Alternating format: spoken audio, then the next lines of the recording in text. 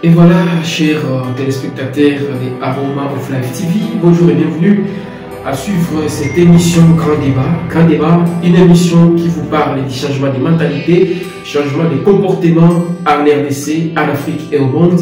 Et pour ce numéro d'aujourd'hui, nous allons parler sur la question du changement de mentalité, inverser les paradoxes congolais et africains, un sujet d'une thèse de doctorat qui a été défendue par un Congolais et un scientifique congolais, en la personne de Mwalimu Cephas Kwambiliwa, qui est un manager, un entrepreneur, un leader. Et nous l'accueillons déjà aujourd'hui dans ce beau cadre de Aroma of Life TV pour parler de ce qu'il a écrit dans son ouvrage, dans sa thèse de doctorat, dans ses recherches, inverser les paradoxes congolais. Ce sera ça le débat. Et nous accueillons déjà Mwalimu. Bonjour, bienvenue. Merci Pascal et merci beaucoup pour l'invitation. Comment ça évolue? Ça évolue très bien, nous bénissons le Seigneur. Les recherches vous continuent toujours? Mais oui, de recherche en pratique. Nous, ce n'est pas la recherche théorique, c'est la recherche sur le terrain avec la Fondation Aroma of Life Family Academy, avec les groupes scolaires Family Academy, avec plein d'autres activités. Nous sommes vraiment sur le terrain et voilà. Voilà, avant que nous abordions les thèmes principaux de cette émission, inverser les paradoxes congolais et africains, quelle est la vision que vous avez pour le Congo? La vision pour le Congo est que avec tous, tout est possible. Les problèmes que nous déplorons au Congo aujourd'hui ont été créés par l'homme. Et la transformation doit se faire par l'homme. Et l'homme, quand je parle de c'est l'homme dans la synergie, dans le oneness, dans le togetherness, dans le fait d'être un. Voilà, c'est ça. Avec tous, tout est possible. Dans les tous, il y a Dieu au-dessus. Vous pensez qu'il est bon? Je pense qu'ils doivent devenir un. C'est ce que je pense. Ils sont unis mais ils ne sont pas un? Oui, unis. Je pense que le fait qu'ils vont le même territoire, nous sommes unis par les territoires, nous sommes unis par le drapeau, nous sommes unis par l'hymne national, nous sommes unis par les intérêts du Congo. Et tous nous allons dire, c'est tout le langage des gens qui parlent chacun de sa manière. C'est l'ignorance qui amène les gens au langage et au comportement qui irait en dehors et au contraire de l'unité. On ne peut pas penser tirer l'unité et continuer à exister sur le même territoire. Nous sommes obligés d'être unis. Nous sommes unis parce que celui qui nous a placés sur le territoire est un. Sur inverser les paradoxes congolais et africains, oui. Comment c'est-il que vous évoluez? Ça prend beaucoup de questionnements. Quoi. Depuis que nous sommes au supérieur en train d'étudier, on se posait beaucoup de questions. Moi, je proviens d'un territoire, d'une partie du territoire national où il y a de l'eau, beaucoup d'eau. Une partie de notre territoire, les gens ne vivent que de l'or, c'est-à-dire ils se réveillent le matin, ils vont creuser de l'or, ils reviennent, ils vendent, ils mangent. Donc l'or, quand il pleut, on peut voir de l'or en train de couler comme ça. Et les questions commençaient à devenir pourquoi avec tout ceci, nous pouvons vivre et nous misères. Nous n'avions même pas de route, quoi. Pas de route là où il y a l'or. Voilà, ce sont ces paradoxes, ces controverses depuis les jeunes âges qui ont commencé à monter des questions. Et quand on étudiait à l'ISP Bukavu avec les collègues, on débattait beaucoup sur ça. On s'est dit mais qu'est-ce qu'il y a? Qu'est-ce qui se passe avec les Congo? Qu'est-ce qui ne va pas? Et quand maintenant je me suis retrouvé vraiment impliqué avec beaucoup d'activités dans le monde chrétien, avec les prières, les jeûnes et quoi, les prédications, je me suis dit, mais écoutez, nous prions aussi et quoi, et alors, qu'est-ce qui manque encore? Il doit y avoir un problème. Parce que ce que nous avons, ce que nous sommes, ce que le pays est et le pays regorge, et la réalité qui se voit, qui se vit, il y a vraiment, c'est comme la nuit et les jours. Et alors, j'ai toujours dit que ces paradoxes, les paradoxes n'est pas mon titre à moi, parce que ce paradoxe a existé, ce paradoxe existe, ce paradoxe est connu, et là je voulais bien souligner, le paradoxe congolais et africain est connu, mais pas compris. Connu, mais pas compris. C'est ça, ce que j'ai développé. Ma spécialité peut-être c'est de chercher à nous amener à comprendre ce que nous semblons connaître. Quel est votre cycle? Voilà, c'est la terre politique. La cible, ce sont des leaders et surtout disons, les éducateurs et les leaders. Et quand je dis leader, c'est tout influenceur, pas influenceur de TikTok. C'est-à-dire, ce sont ces personnes-là que j'appelle les professionnels d'une grande influence et les professionnels d'un large accès. Comme vous, les journalistes, vous parlez ici maintenant, c'est le monde qui vous écoute. Et si vous arrivez à comprendre le paradoxe et le fait que ce paradoxe est inversible ou inversable, alors écoutez, vous pouvez, si vous en parlez, c'est le monde qui vous suit. C'est comme un éducateur, un professeur d'université, un éducateur, un enseignant de l'école maternelle, primaire, un pasteur. Ce sont ces gens de leaders. Un chef de l'État ou ministre peut imprégner cela dans son ministère ou au niveau de la nation pour sa réaliser ça. Vous abordez la question la plus importante, vous parlez des leaders, des éducateurs et tout. Pensez-vous que c'est que notre nation aujourd'hui, c'est parce que les enfants n'ont pas été bien formés et que ce sont ces enfants qui deviennent plus tard des autorités, des principes? Vous m'amenez au cœur de la question quand vous dites d'où est venu le problème ou la question du paradoxe congolais et africain. C'est quoi? La question nous a ramené au système de l'éducation. C'est le système de l'éducation qui est vraiment un problème. Pas seulement que les enfants ne sont pas bien formés, mais c'est vraiment tout un système. Les enfants en font partie, la formation des enfants en font partie, mais c'est tout un système qui va au-delà de ça.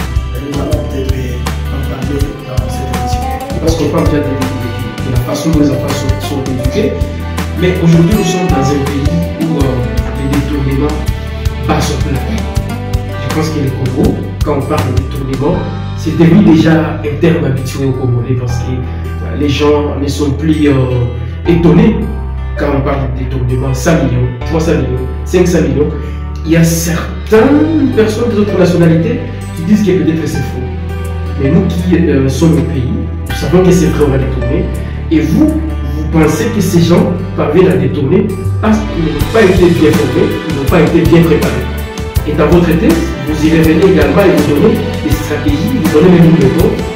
Vous allez même un peu loin, vous essayez même de corriger les systèmes éducatifs de la République démocratique du Congo. C'est de ça qu'on voulait comprendre et savoir quelles sont nos théories et comment parvenir aux résultats. En commençant par là, vous savez, je suis linguiste de formation, je suis linguiste de formation et beaucoup de fois, on ne fait pas beaucoup attention aux termes et aux concepts. Je parle souvent à l'exagération, je dis que même si vous appelez le diable sur ce plateau, il y a un ange, et vous lui dites qu'il y a des tournements en RDC, il vous demandera est-ce que vous comprenez les termes de détournement. Nulle part dans toute l'histoire de l'humanité où on peut vraiment rêver et faire comprendre que on peut donner un concept, un terme à un mercenaire, à un diablotin qui prend 1 million, 2 millions, 50 millions de dollars américains de la caisse de l'État dans un pays où il y a un professeur d'université qui touche moins de 1500 $, un médecin qui touche moins de 1000 $, un enseignant qui touche moins de 300 $, n'est-ce pas? Un militaire qui touche moins de... Et qu'il y a quelqu'un, qui a un citoyen, un individu qui a la chair, qui a le sang, qui a la tête, qui a le cœur, qui a l'esprit, qui va quelque part et prendre 50 millions de dollars et qu'il met dans la poche et vous appelez ça détournement. Mais ça, il faut créer d'autres termes.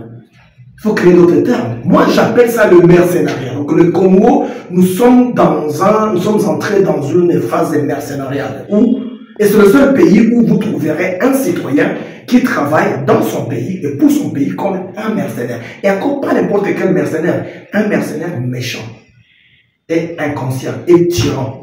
Parce qu'il y a des mercenaires qui travaillent conscience, tellement qu'on a payé, et dit, j'ai été payé, je peux prendre aussi le butin de la guerre et je me limite là. Donc voilà un peu ça. Alors pour revenir vraiment à la vraie problématique, c'est quoi? C'est-à-dire, pendant longtemps, pendant des années, avant même qu'on soit né, il y a eu des initiatives, il y a eu des interventions. Le gouvernement a longtemps travaillé pour combattre la pauvreté, combattre la corruption, combattre, je ne sais pas, les tribalismes, combattre, je ne sais pas, les antivaleurs, ainsi de suite. L'Église a été là depuis longtemps, en train de prêcher contre les péchés, contre le mal, contre ceci, cela, ainsi de suite. Les partenaires bilatéraux et multilatéraux ont été là. La Banque mondiale, FMI, je ne sais pas quoi, PAM, ainsi de suite. En train de travailler, lutte contre la faim, lutte contre la malaria, lutte contre, je sais pas, les problèmes environnementaux, lutte contre l'alphabétisme, et tout cela. Or, la situation ne fait que s'empirer. À chaque rapport de la Banque mondiale ou autre chose, écoutez, c'est comme s'il n'y a pas de changement. Et on cherche des raisons par-ci, par-là. Alors, il faudrait partir par là. Ce paradoxe ici congolais ou africain a été créé par quoi et pourquoi est-ce que ça persiste? C'est ça la grande question. Parce qu'on ne doit pas seulement rester dire que, écoutez, les Congos c'est un paradoxe, nous sommes un scandale géologique, mais voilà ce que nous vivons, nous avons ceci, mais alors, pourquoi nous vivons juste le contraire ou l'opposé de cela? Et c'est là où ça a commencé. Et en posant des questions, en faisant des recherches, en faisant des comparatifs avec d'autres pays, avec je ne sais pas quoi, en allant de la Bible à la philosophie, à la psychologie et aux sciences et politiques, il a été découvert que tous ces dont nous nous plaignons et que nous appelons problèmes, messieurs les journalistes, ne sont pas des problèmes, ne sont que les conséquences du problème. Donc pendant longtemps, et les gouvernements, et les multinationaux, et les bilatéraux, et les églises, nous avons passé beaucoup de temps et investi beaucoup d'énergie en train de combattre les symptômes, pendant que le vrai problème était intouchable. On a passé le temps en train de combattre les branches, pendant que les troncs et la racine étaient là. Et les troncs et la racine, on dit le vrai problème c'est quoi? J'ai découvert que c'est une culture qui s'est créée. Or, la culture est plus puissante que l'individu. Voilà pourquoi quelqu'un peut prendre 50 millions sans se gêner. Parce qu'il est télécommandé par une culture qui est un peu plus forte et plus puissante que lui ou qu'elle. Alors, c'est quelle culture? Cette culture, je l'appelle, c'est pas la culture Lega, Congo, Chi, Luba. Non, c'est pas ça. C'est toute une culture qui s'est créée et que j'ai appelée la culture des raretés.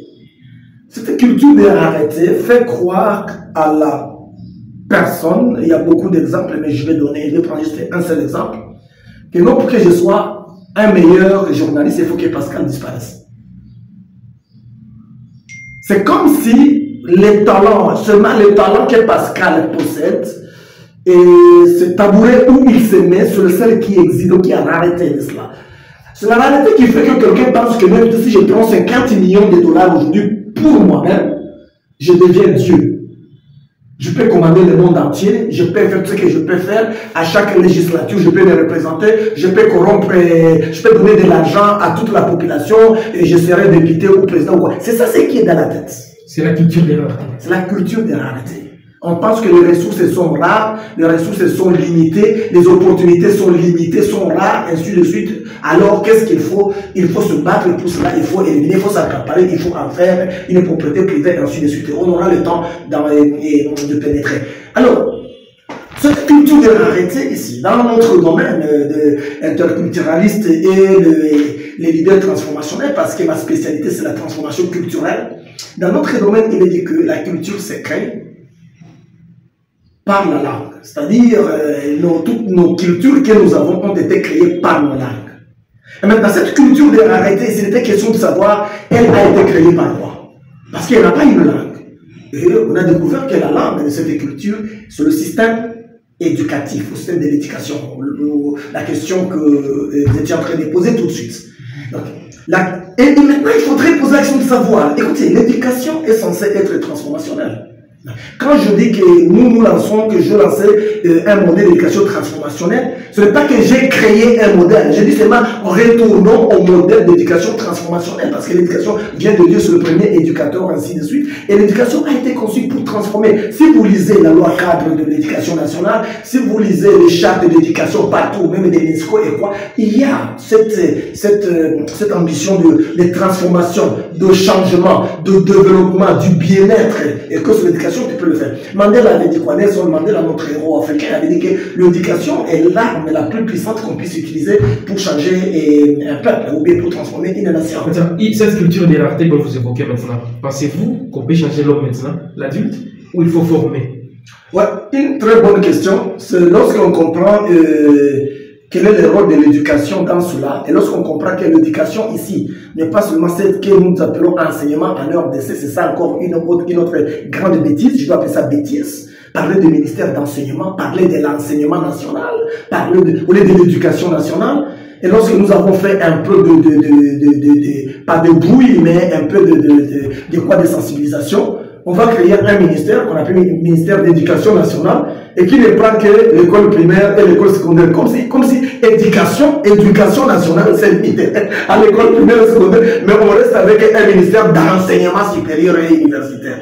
Ok, donc l'éducation ici inclut même l'éducation chrétienne ou spirituelle, donc la prédication, formation des disciples, tout ce qui s'est fait à l'église. Ça va de tout ce qui s'est fait à la maison jusqu'à ce qui s'est fait à l'école, à l'église, partout où c'est un milieu éducatif. Je reviens maintenant sur le point important. Alors, quel est le problème avec le système d'éducation congolais et beaucoup de pays africains pour que ça puisse être, le vecteur de la culture de la rareté au lieu de la transformation? Avant de dire est-ce qu'ils sont mal formés ou quoi, ce n'est pas ça le problème. Le problème, c'est quoi? Cette puissance ici transformationnelle, qu'est-ce qu'elle a perdu? Les recherches ont prouvé que l'éducation a 3 éléments, 3 ingrédients vitaux qui consistent à puissance transformationnelle pour toute nation.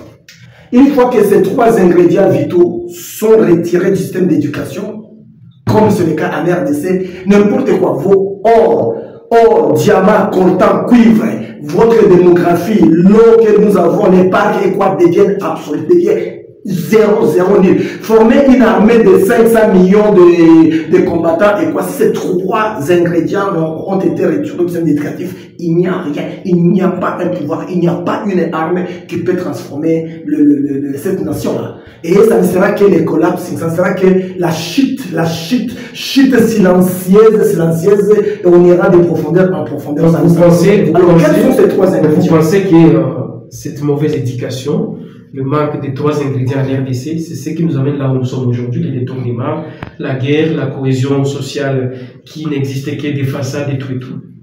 Ne parlez pas trop de mauvaise éducation. J'appelle ça l'éducation déformatrice.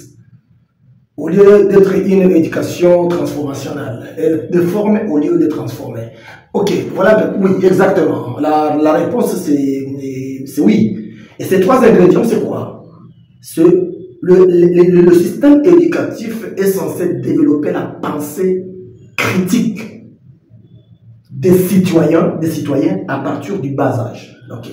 Et la famille, à l'école, depuis l'école maternelle, à développer la pensée critique, amener le citoyen, un homme ou une personne, à poser des questions. C'est ce qui différencie l'homme de l'animal ou des autres êtres, à poser des questions devant chaque situation. Et des questions qui visent le changement ou la réponse. Pourquoi? Comment? Je prends un exemple. Vous me demandez si c'est ce qui a conduit à l'homme où nous sommes. Oui.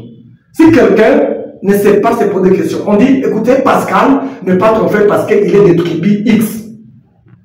Il faut l'éliminer. Si je n'ai pas de pensée critique, même à cet âge, ici, avec nos diplômes universitaires, doctoraux, je vais dire, ok, oui, il n'est pas mon ami.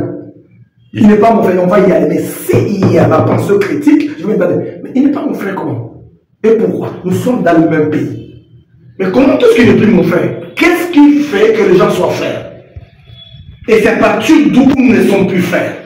Et quelles sont les caractéristiques de la fraternité ou de la solidarité congolaise ou africaine? Je dois, avant de dire que Pascal n'est pas mon frère et de me comporter comme tel, il y a une série de questions que je vais me poser et poser aux gens. Alors, lorsque cette capacité, la pensée critique n'est plus, on n'y insiste pas, on ne l'inculque pas dans l'éducation, c'est fini. On ne sait plus poser des questions, on commence à se comporter comme des animaux. Les nous allons faire ceci, on y va. Vous voyez là les manifestations, les gens vous disent, on demande, mais écoutez, interview, mais pourquoi vous êtes ici? Non, on a dit que nous puissions venir. Et vous demandez à tous ceux qui disent qu'il est licencié. Papa, toi licencié, quelqu'un a dit descendons, et vous êtes descendu sans savoir où vous allez où. sans savoir qui a dit qu'il faut descendre, sans savoir qu'est-ce que tu vas gagner, sans savoir les conséquences. Et voilà un peu ça. Et le deuxième élément, c'est quoi? Le deuxième élément, le premier élément, là, même la résolution des problèmes. On ne sait pas créer des solutions parce qu'on n'a pas la pensée critique. Parce qu'on n'a pas le temps, on n'a pas la capacité de réfléchir devant un problème, de se poser des questions et de dire comment c'est devenu, pourquoi ça persiste et comment est-ce que nous pouvons sortir de ceci. On cherche directement les scapegoats, on cherche les boucs émissaires. Non, si les choses ne marchent pas, c'est à cause de tel. Attaquons tel tueur et c'est fini. Alors, on termine à le tuer, on découvre que là, c'était plus le problème. Alors, ça doit être quoi? Ça doit être tel. Tuons. On tue ces villages, non, mais c'est comme si ce n'est pas lui.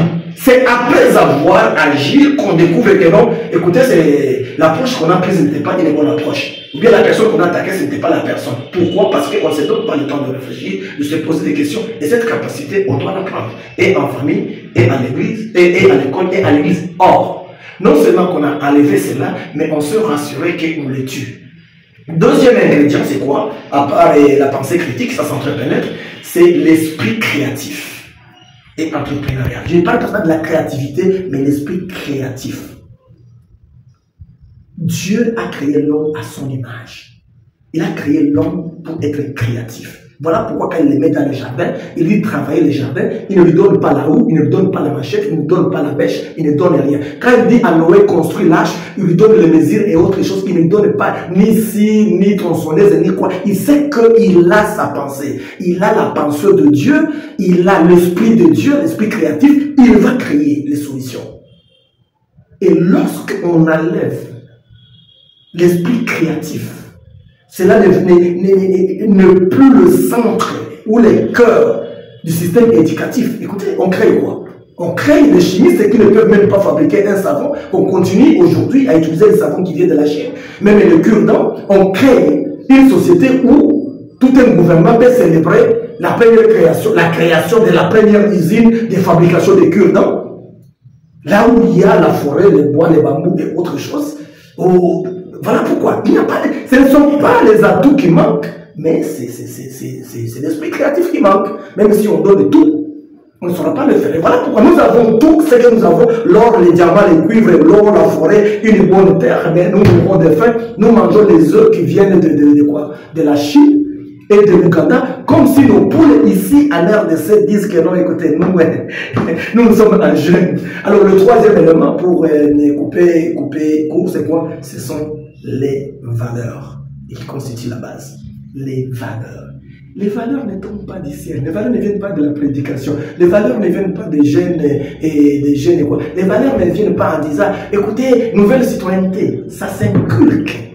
Ça s'inculque, ça doit être le centre de ton système éducatif. Donc les trois là, messieurs les journalistes, la pensée critique, les capacités de pensée critique, de l'esprit créatif et entrepreneurial, ainsi que les valeurs ont été enlevées complètement de nos systèmes d'éducation en famille, à l'école et même à l'église. Et c'est ce qui a créé, ça a créé quoi? Des agents. Les citoyens formés dans ce système éducatif sont devenus des agents de la culture de rareté. Et maintenant, qu'est-ce qu'il faut? Est-ce que c'est réversible, comme tu as posé la question? Donc c'était ça vraiment la recherche qu'ils sont en train de faire. Est-ce que c'est réversible? Je commençais par dire ici que ça a été créé par l'homme. Donc l'homme a créé et l'homme peut alors. Et pas dans vos recherches ici, c'est les colons qui a tort, c'est nous-mêmes qui avions hérité les Congos. Une très bonne question, messieurs les journalistes. Et là, c'est une question vraiment qui peut créer beaucoup de débats. C'est la culture de rareté, comme je l'ai dit encore, cette faiblesse de la pensée critique qui fait que tout le monde a avalé que non, écoutez, c'est le colonialisme qui nous a amené les problèmes. Mais quand nos royaumes et nos empires s'entretuaient et s'entremanger, est-ce que les colons étaient là? L'histoire, que ce soit la préhistoire et quoi, de nos grands royaumes, montre que, écoutez, pour qu'un roi soit puissant, il allait combattre d'autres villages et d'autres petits royaumes pour les assujettir. Et là, les colons n'étaient pas encore là. Le blanc n'était pas encore là. Vous voyez, quand nous savons qu'il y a une histoire, pas histoire quoi, une réalité. Vous trouverez dans un village, on a construit toutes les portes des cases et regardent dans la même direction. Et vous grandissez, Pascal, vous voulez construire votre maison, et mettre la porte dans votre case, mettre la porte dans une autre direction, on vous dit, on ne construit pas comme cela ici. Et vous demandez pourquoi on ne vous donnera pas de réponse. On va vous dire les ancêtres, c'est ça la culture, la tradition. Donc il manque de cultiver la pensée critique. Et si tu continues à beaucoup parler, on va te dire, écoutez, toi tu deviens mouillé. Cet enfant ici, mais qu'est-ce qu'il a dit? Tu es qui pour questionner la tradition? Tu es qui pour questionner la culture qui a été là depuis les aïeux? Donc, comme ça a été là, ça doit rester comme cela. Et c'est qu'on ne sait pas expliquer, on attribue aux ancêtres, on attribue aux spirituels, on attribue à la sorcellerie et autre chose. Et voilà un peu ça. Donc, la culture des raretés fait partie de l'humanité, de la nature humaine depuis la chute. Depuis la chute du jardin d'Éden, écoutez, il y a eu déjà le truc là, le vague de la culture des raretés qui est entré dans les gens. Donc, avant les colons ont profité de ce qu'ils ont trouvé. Ils ont trouvé que, écoutez, nous pouvons nous battre et mouder, ils me donnent moi l'arme maintenant à feu pour te neutraliser très facilement. C'était ça, c'est ce que les colons ont dit. Ils sont venus bâtir, exploiter ce qu'ils ont trouvé déjà, les fissures qu'ils ont trouvées. Donc moi, je n'ai jamais mettre des responsabilités sur la tête des colons. Pourquoi? Et je n'ai jamais entendu que nous pouvons avoir la solution à partir des colons. Je me dis, nous devons nous questionner nous-mêmes, reconnaître notre responsabilité et faire quoi? Et aussi créer des solutions par nous-mêmes. Voilà un peu ça. Les colons ont fait ce qu'ils ont fait, ils cherchaient leur survie, ils cherchaient la domination et autres choses. Ok, les colons sont partis. Les guerres que nous avons dans notre classe politique en Afrique et au Congo, je ne sais quoi, ça vient des colons. Le fait que nos institutions ne peuvent pas être stables, ça vient d'eux. Le fait que 5 leaders ne peuvent pas travailler ensemble pendant une année, sans avoir des conflits mortels, ça vient d'eux. Ça ne vient pas des colons. Ce ne sont pas des colons qui disent que non, écoutez, toi combat ton frère, toi fais ceci et cela. Non. C'est cette culture de la réalité qui est là. Et les leaders doivent être éduqués, doivent être formés. Nous avons toute une école de formation des leaders transformationnels. Nous avons beaucoup d'écoles, beaucoup de centres que nous allons mettre en place. Et nous bénissons le Seigneur pour cette télévision, Aroma of Life TV. L'objectif est vraiment de pénétrer les maisons, de pénétrer les sphères, de pénétrer les bureaux de quiconque est en train de se poser des questions. Et il y a beaucoup d'agents de la culture d'abondance. Parce que l'objectif maintenant, c'est quoi? C'est de créer un autre type, de faire la promotion de notre modèle d'éducation qui n'a rien d'étrange. C'est juste ramener ces 3 ingrédients, faire de ces trois ingrédients-là les piliers de tous les systèmes d'éducation en famille, à l'école et à l'église. Ne faites que ça. Donc, pensée critique, esprit créatif et les valeurs. Comment est-ce qu'on y va? Qu'est-ce qu'elles ont fait? C'est seulement ça. On tourne autour de cela. Voilà, avant de conclure, il y a d'autres acteurs qui travaillent pour l'évolution et le développement du Congo, de nous approcher. Nos portes seront toujours ouvertes pour les accueillir, pour qu'ils viennent également partager leur expérience, leurs œuvres avec nos téléspectateurs. Maintenant, en conclusion, Malimou, vous venez de peindre un tableau sombre du système éducatif congolais et africain. Vous venez de beaucoup parler, mais en analysant ce que vous dites, ça fait peur. On a tendance à croire que ça ne peut pas changer. Maintenant, qu'est-ce que vous envisagez pour les changements, pour qu'on ait dans les décennies à venir, qu'on ait quand même une classe dirigeante qui comprenne, qui travaille pour les changements du Congo, qui développe une pensée critique? Merci. Vous avez touché les climax ou quoi? Vous appelez ça quoi? Les sommets. Vous avez touché vraiment les climax maintenant du paradoxe congolais. C'est-à-dire sur les désespoirs. Le fait que tout le monde est devenu désespéré, au point où les gens commencent à dire, comme je l'écris dans le livre sur la puissance transformation de l'attitude, beaucoup de gens commencent à dire, écoutez, nous avons déjà tout fait. Au point où, si vous, Pascal, vous essayez, vous voulez monter une initiative, on vous dit, mais est-ce que Yonde au Congo, est-ce que vous avez batterie chaque Congo? Il chaka aribika et si ekufa na yango kala. Nous avons déjà tout fait. C'est pour la désespoir là-bas et c'est un point très dangereux. On ne doit pas désespérer. J'ai dit ici, l'homme a contribué, a été auteur de la culture de la rareté et c'est l'homme encore qui est auteur de la culture d'abondance. Qu'est-ce qu'il y a? La solution est depuis longtemps. C'est comme lorsque Jésus était né à Bethléem, le monde ne savait pas. Les 3 mages ont su, mais on ne savait pas. Les sauveurs étaient déjà là, en train de travailler, en train d'œuvrer, et on ne savait pas qu'il est déjà là. C'est la même chose. Je ne dis pas que je suis sauveur et quoi. Les agents de la culture d'abondance sont là. Le modèle d'éducation transformationnelle pour créer une culture d'abondance est là. Donc il est question seulement de rentrer sur le modèle vraiment d'éducation tel qu'il est, tel que Dieu l'a conçu, tel que ça a été donc dans le passé, tel que ça se fait dans d'autres pays. Prenons le cas d'un pays comme la Chine, comme le Japon. Est-ce que vous savez que pendant le règne de Mobutu avait donné un don à la Chine. Et pour que les Congolais ne puissent pas pénétrer cette gloire-là qu'on avait en ce moment là-bas et se dire, si on l'avait fait, pourquoi on ne peut plus le faire aujourd'hui? Vous savez qu'est-ce que se passe? C'est-à-dire qu'il y a beaucoup de pays, même la Corée, du Sud, le Japon, la Chine, et tous ces pays qui sont devenus des puissances aujourd'hui, ils étaient au point de vue développement en arrière, loin en arrière du Congo au moment de l'indépendance. Sur plusieurs points. Mais qu'est-ce qui a changé chez eux? Ils ont découvert que non, il faudrait revoir leur philosophie du type d'homme qu'ils vont former. La conceptualisation de l'homme. Quel est le Chinois que nous voulons? Quel est le Japonais que nous voulons? Et comment est-ce que nous y allons? Qu'est-ce qui peut nous aider? Quelle matière peut nous aider à former ces Chinois là-bas que nous voulons, afin que dans les 20 années à venir... Donc si aujourd'hui, le président Tshisekedi vous invite et vous posez la question, quel est le conseil que vous me donnerez? Vous demanderez seulement de tout laisser et de travailler sur l'homme congolais. La preuve en est que... Donc, ok, très bien, mais quoi? Parce que le problème congolais, ça va, Pascal? Le problème congolais, le seul problème congolais, c'est l'homme congolais. La seule solution congolaise, c'est l'homme congolais. Vous pouvez aller amener, dites-moi, donne-moi ici un problème. Oh, il y a problème de détournement. Qui détourne? Il y a problème d'impunité. Qui est censé punir? Oh, il y a tribalisme. Qui fait le tribalisme?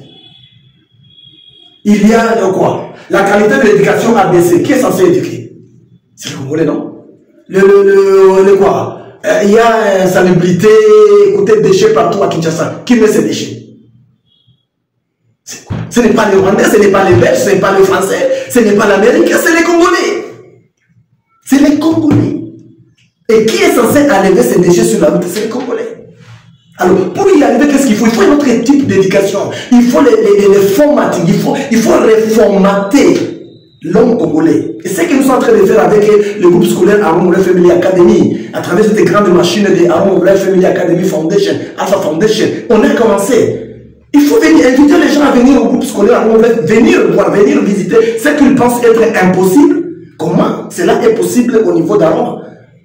Vous visitez Aroma, vous y passez. Est-ce que vous voyez les sachets, les quoi et les bouteilles dans la cour? Mais ce sont les mêmes enfants qui viennent des familles là où il y a des bouteilles. Quoi. Mais ils comprennent que non, écoutez, je ne dois pas jeter quelque chose, je ne dois pas faire ceci, je ne dois pas faire ceci, je dois faire ceci, et cela. Même nous les adultes, il n'y a pas un âge pour apprendre.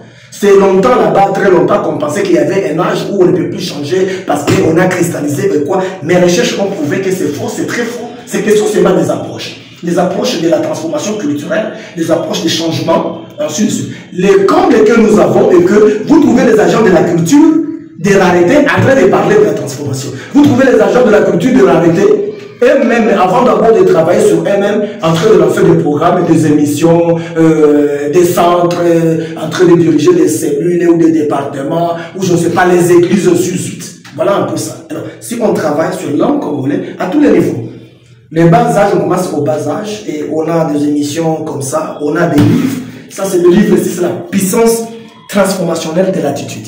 Et le sous-titre, c'est quoi? Mon attitude crée et transforme ma réalité. Vous voyez, il y a beaucoup de problèmes qu'on attribue aux sorciers et pourtant c'est l'attitude. Beaucoup de problèmes qu'on attribue, oh la foi, manque de foi, il faut gérer 40 jours et quoi. Et pourtant, dans une séance de 30 minutes, on traverse l'attitude de la personne et les choses changent. C'est l'attitude. Rentrons sur le point où nous sommes. Quelle est l'attitude du Congolais vis-à-vis du Congo? Quelle est l'attitude du Congolais vis-à-vis de notre Congolais? Quelle est l'attitude du Congo vis-à-vis de la transformation du Congo, vis-à-vis des moments, vis-à-vis l'identité d'un Congolais et la fierté du Congo. Quand j'ai un ministère, mon attitude détermine ce que je ferai de ce ministère-là. Est-ce que je sais si vous allez faire quoi là? Est-ce que je me dis mon passage ici doit marquer quoi? Si je n'ai pas cela, mais c'est fini. C'est fini. Voilà un peu ça, messieurs les journalistes. Donc, bref, si le président, il ne me demanderait même pas parce qu'il le sait déjà. Il sait déjà que les problèmes, c'est qu'on son prédécesseur Kabila avait dit, si j'avais seulement ces 5 personnes, lui aussi est déjà arrivé à cette conclusion là-bas. Si j'avais seulement 5 personnes, donc ce sont les hommes qui manquent et les femmes qui manquent. Pourquoi? Parce que ceux-là qui font beaucoup de bruit et qui se présentent le premier, ce sont les agents de la culture des réalités qui sont prêts à tout faire pour le pouvoir, pour l'argent et autre chose. Les agents de la culture d'abondance, ils sont là. Dans toutes les institutions, dans les églises, ils sont là, dans les écoles, ils sont là, dans les marchés, ils sont là, dans la société civile, ils sont là, dans les églises, dans les universités, ils sont là. Mais tellement que la culture de réalité crie à haute voix, fait beaucoup de bruit, les agents de la culture d'abondance sont cachés. Et tellement que la culture de réalité domine encore, ça étouffe les agents de la culture. Mais comme du fait, les ténèbres ne peut jamais éteindre la lumière. Voilà. Et voilà, c'est toute une thèse, chers téléspectateurs. Donc, rassurez-vous, on y reviendra encore. Ça, c'est juste un livre. Voilà, c'est un livre, oui, mais la matière. Oui, mais la thèse, donc on ne peut pas tout finir aujourd'hui. Donc, on va prendre encore rendez-vous avec les téléspectateurs. On reviendra encore un jour avec un autre numéro, une toute nouvelle matière. C'était un plaisir de vous avoir accueilli dans ces beaux cadres d'Aroma TV, cher Malimo. C'était un grand plaisir. Et je pense que vous donnerez d'abord votre numéro aux téléspectateurs qui voudront, n'est-ce pas, vous contacter à l'aparté avant de mettre un terme à cette émission. Les numéros téléphoniques. Merci beaucoup. Le numéro c'est 099 099 50 50 41 294 WhatsApp et tout. Plein succès. Voilà, merci beaucoup. Aroma TV. Merci également à M. Omano qui était derrière la caméra. Merci également à toute l'équipe Aroma qui nous a aidé à préparer cette émission, également à Madame Julienne et tous les autres, membres et tous les personnels d'Aroma. Au revoir. Merci beaucoup.